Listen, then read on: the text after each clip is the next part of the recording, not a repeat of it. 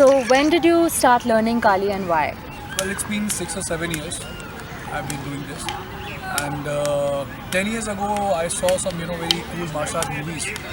Before that also, I was into fitness, but then I wanted to learn some, crazy stuff like in martial art and stuff. So I googled it, and then I came to know about PTK, which is Piti Tertia Kali. Right. It's a Filipino martial arts based on weapons. So I got fascinated by it, and then I went to Philippines directly to the head of the system, which is Mr. Romel Tortel. He's my grandmaster, he's my teacher. So I went to him and then I explained him that, yes, I've heard about this Kali system, the Filipino martial arts. So I want to try my hands on it. So I trained with him like for a month, and then I got fallen in love with this martial arts. Right. And then from that time, I've been going to Philippines like twice or thrice in a year. Right. And most of the times I call him here also for a seminar or for my own training. And then I got the opportunity to train the para forces of Indian Army as well, 2 years back, and then my journey, as a teacher started, yeah.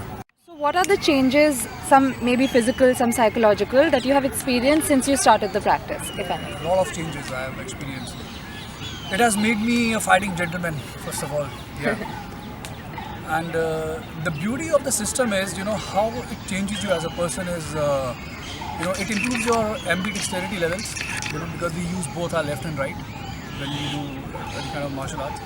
And the most important thing is the mindset.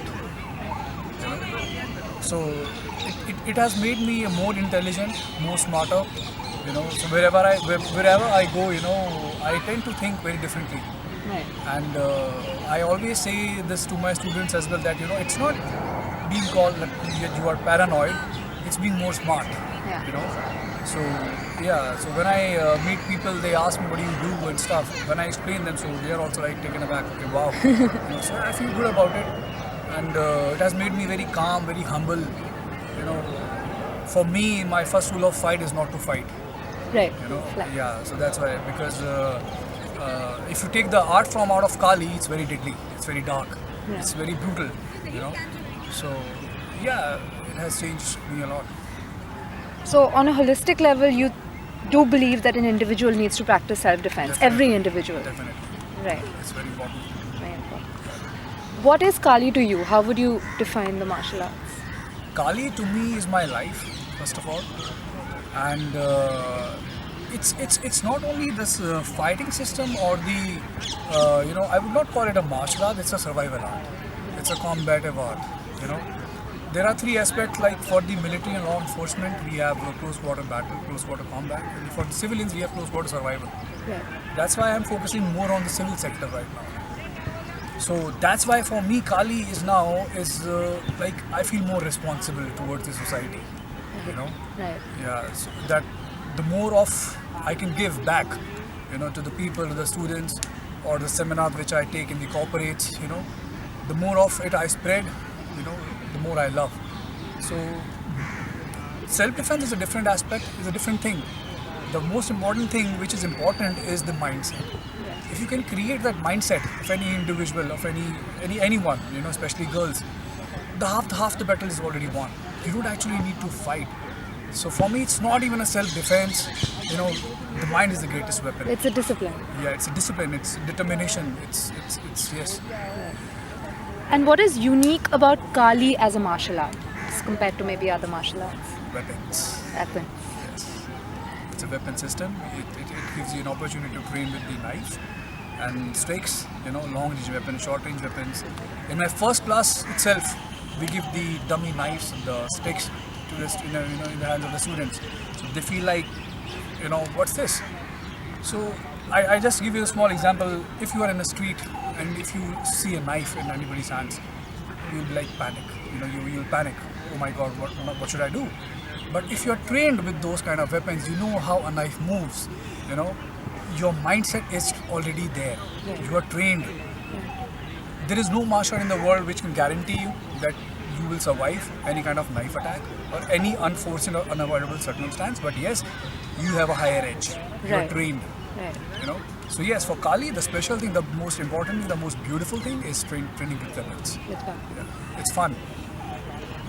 Could you define the practical application of it in an urban scenario? Yeah, definitely. The practical application comes from the flow drills, Right. which we train in our class. The most important thing of that is the transition thing. Transition means transition from stick to knife to open hands. The beauty of this system, the beauty of this martial art is we don't do 10 different things. We do one thing, one flow drill, the technique, the transition changes. Suppose if I'm doing something with my open hands, and if you give this knife to my hand, in my hand, it's just an extension of my arm. Right. Nothing changes. Right.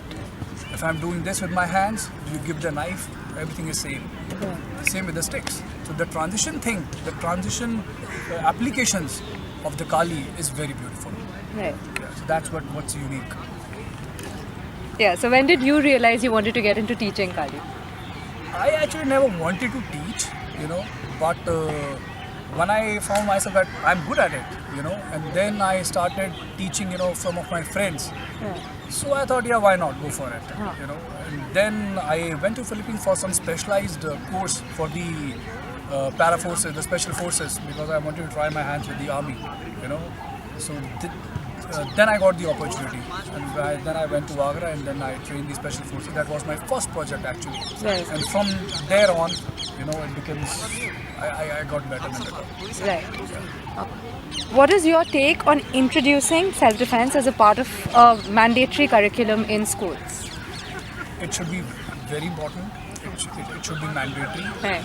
Because as you know that in India or anywhere in the world, girls are the only victim, like majority of it. Any age group, 10 years old, 12 years old, 18 years old, you name it, they are suffering every day. So it should be important, and it's it should be mandatory in school as well, because it will not just give them self-confidence, it will make them smarter actually. Martial arts or any kind of self-defense make a person smarter. That's actually more important. Right. Rather than any kind of physical strength or any kind of technique or training. It creates a mindset. Right. And the mindset, when the mindset is created, because mindset is, consists of 3 different things: pre-conflict, during conflict, and post-conflict. Right. Right? So these 3 areas we have to work on, and then I think anything can be, achieved.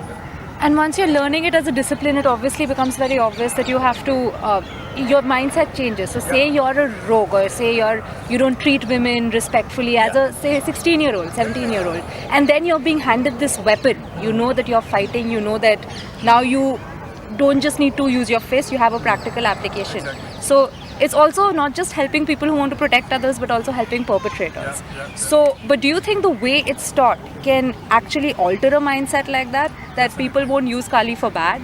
Yeah, definitely. Because see, I tell you, it's a very good question.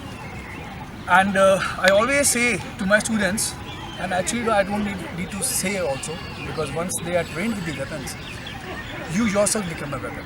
Right. You become responsible.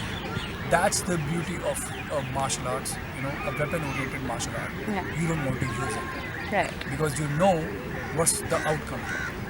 We as a Kali people, the Kali guy, how we are special because we know how to control, Right. we know how to destroy, we know how to kill. Right. So once we are trained with weapons, you become a weapon. And your mindset is like that. It's a survival instinct. Right. You inherit that, right? You know how to control, when to avoid, but don't ignore, Right. right? So that's the beauty of it. Right.